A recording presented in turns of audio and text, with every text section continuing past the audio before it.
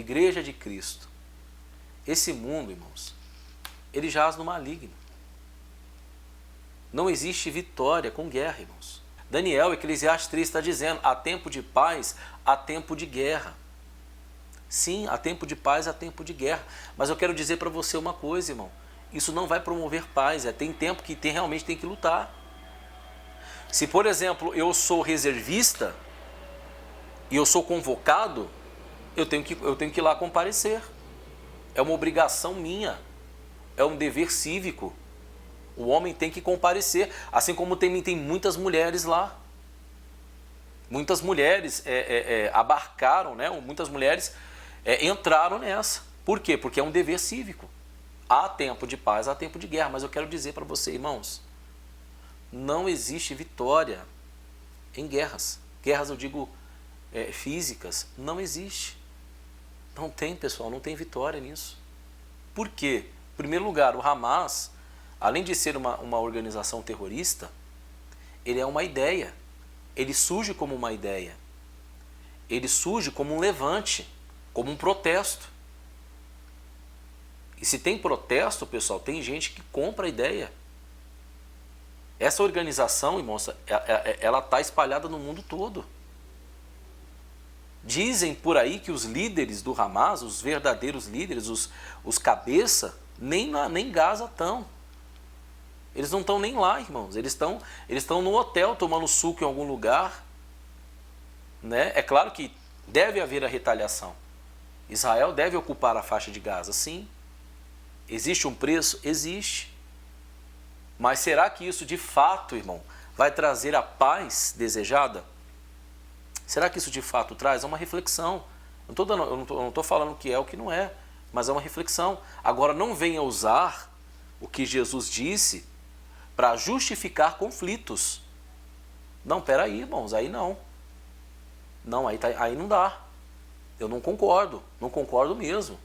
Pode criticar o quanto quiser criticar, não tem problema. Jesus, ele não veio trazer a espada, irmão, a espada literal, a espada física. Jesus veio trazer arrependimento. Eu vejo dessa forma, irmãos. Conflito, guerra, é coisa do homem. Não é coisa que Jesus quer, irmão. Não é coisa que Jesus quer.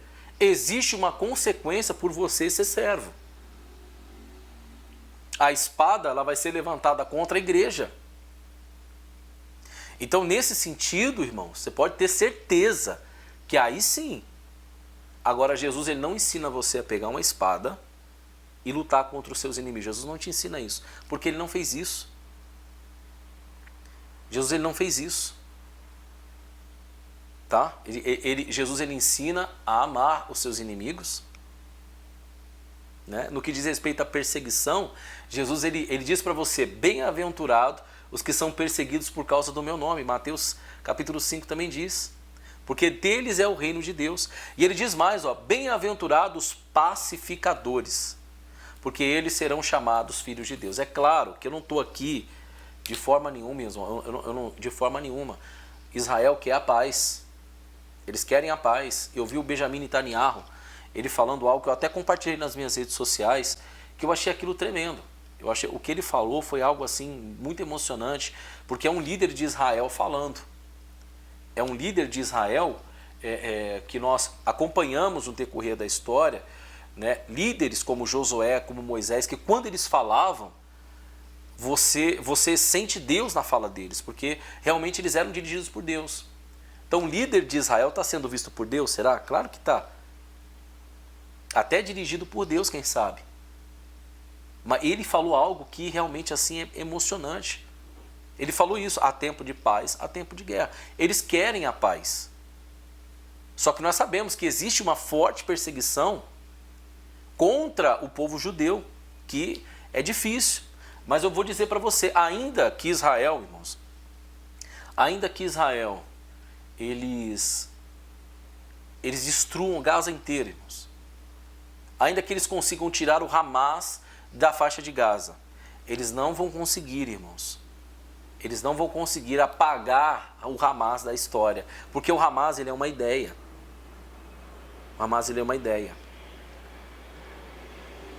E essa escalada de conflitos pode desencadear uma terceira guerra.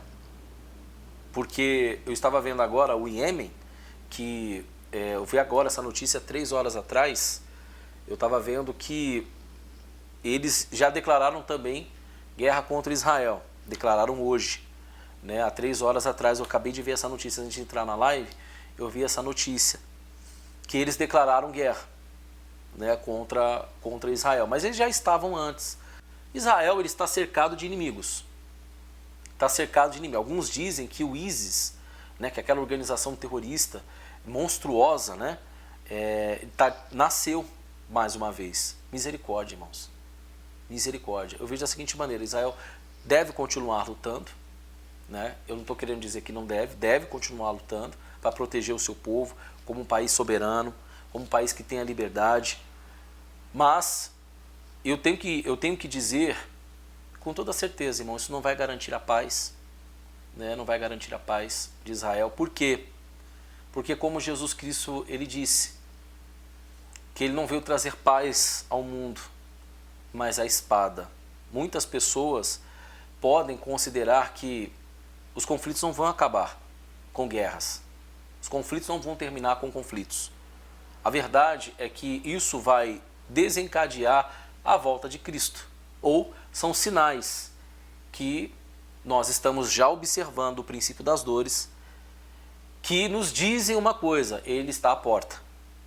Ele está à porta. É uma batalha espiritual. Eu vejo dessa forma. O Salmo 122 nos ensina a orar pela paz de Jerusalém. Mas eu devo entender também, irmãos, que não é só Israel que precisa de oração. Jesus não quer a salvação apenas do judeu.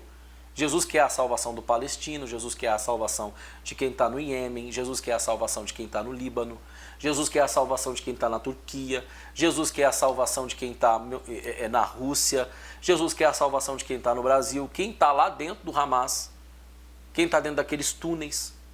Jesus quer a salvação, irmãos. E nós devemos orar por todos. Não só por Israel.